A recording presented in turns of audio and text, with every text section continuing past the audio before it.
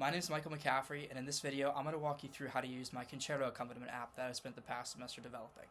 So first, as you can see right here on the side of my screen, we've got the main menu. We have the buttons Saved Concertos and Upload a Concerto.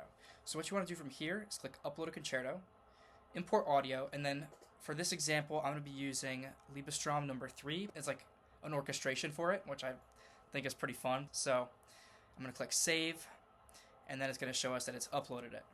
Now, I already have a file that I've made for myself, but for this example, we're just going to go in with a new one.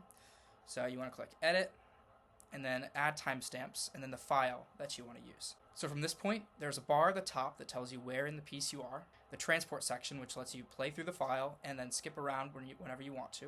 We have a speed section here. You can apply a speed change to the entire file if you want to change the overall speed of it. No, that's okay. I'm going to edit the video anyway. For the speed section, you can add 2 timestamps, one for the start and one for the end, and within that section you can change what you want the speed to be if you want the certain section to be a little slower or faster. In the practice aids part, you can create a pause play section for a cadenza, so you also need 2 timestamps for that.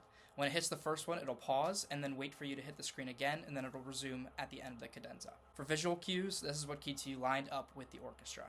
You can add as many timestamps as you want, and it basically plays a little visual on the screen that helps you line up with the orchestra. At the bottom, this part's how you add timestamps. You play through the file here, you can skip around, so let's go kind of to the beginning, and then while it's playing, we can hit add timestamp, like this, and you can see it's adding them at the bottom, just like that.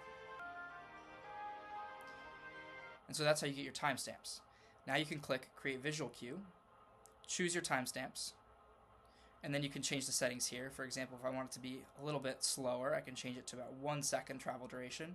And then down here is how long it takes to fade out. So we can click Add, and then this is just set all of these to visual cues.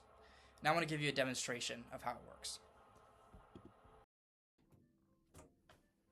Now I'm going to show you what it looks like when I'm actually playing with the app.